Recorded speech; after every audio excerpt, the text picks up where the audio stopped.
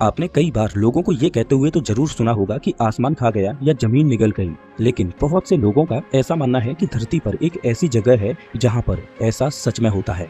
ये जगह north Atlantic ocean के वेस्ट में यूएस के फ्लोरिडा से प्यूर्टो रिको आइलैंड और बरमूडा के बीच में है। अब क्योंकि ये तीनों जगह आपस में मिलकर एक ट्रायंगल बनाती हैं, इस वजह से इस जगह को बरमूडा ट्रायंगल के नाम से जाना जाता है। लोगों का मानना है कि बरमूडा ट्रायंगल एक ऐसी जगह है जिसमें कोई भी शिप या हवाई जहाज जाए तो वो इस एरिया में गायब हो जाते हैं। बरमूडा ट्रायंगल का इतिहास इतना पुराना है कि इसका जिक्र क्रिस्टोफर कोलंबस ने भी अपनी डायरी में किया था।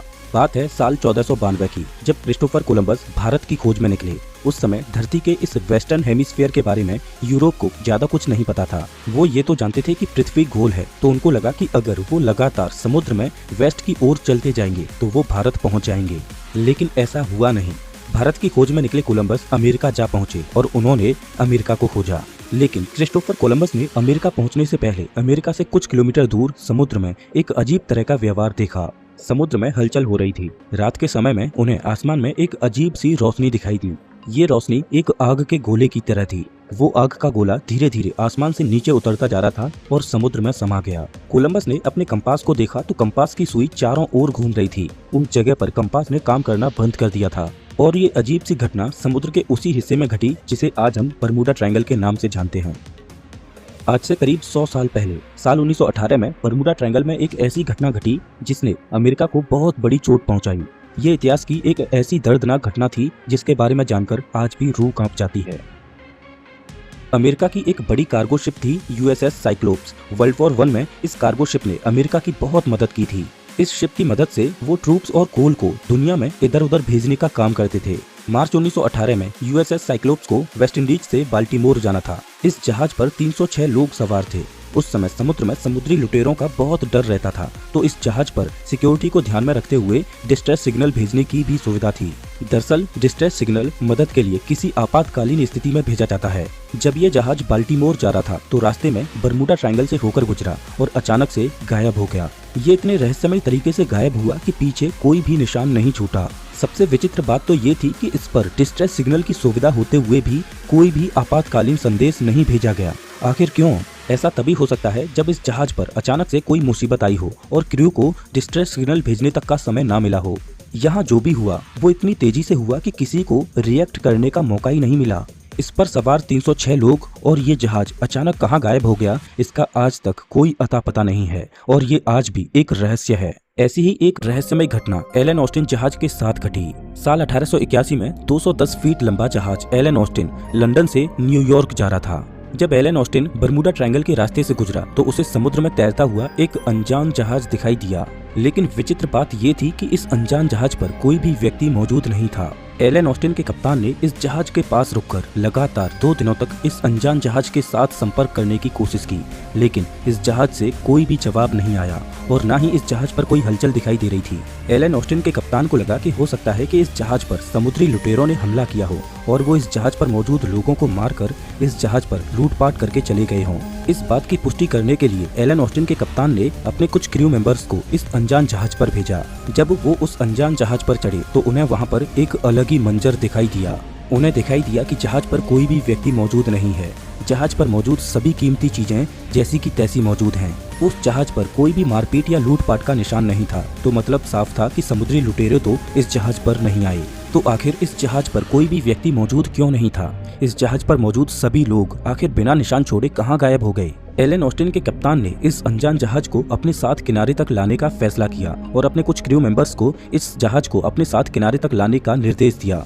2 दिनों तक तो सब कुछ ठीक चलता है। ये दोनों जहाज एक साथ किनारे की ओर बढ़ने लगते हैं, लेकिन 2 दिनों के बाद एक तेज समुद्री तूफान आता है जिसमें ये अनजान जहाज एलन ऑस्टिन से दूर चला जाता है और समुद्र में खो जाता है। अगले कुछ दिनों तक एलन ऑस्टिन के कप्तान इस अनजान जहाज को समुद्र में खोजने लगते हैं और कुछ दिनों के बाद उन्हें ये अनजान जहाज फिर से तैरता हुआ दिखाई देता है। लेकिन एक बार फिर से इस जहाज पर सिचुएशन पहले के जैसी ही थी।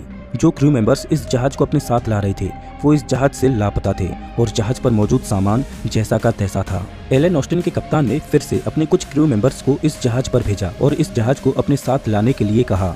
लेकिन समुद्र में फिर से एक तूफान आता है और ये जहाज फिर से गायब हो जाता है और इस पर मौजूद क्रू मेंबर्स भी गायब हो जाते हैं। अब एलन ऑस्टिन के कप्तान ने इस जहाज को फिर से अपने साथ ना ले जाने का फैसला किया और वो उस अनजान जहाज को वहीं छोड़कर आगे निकल गए।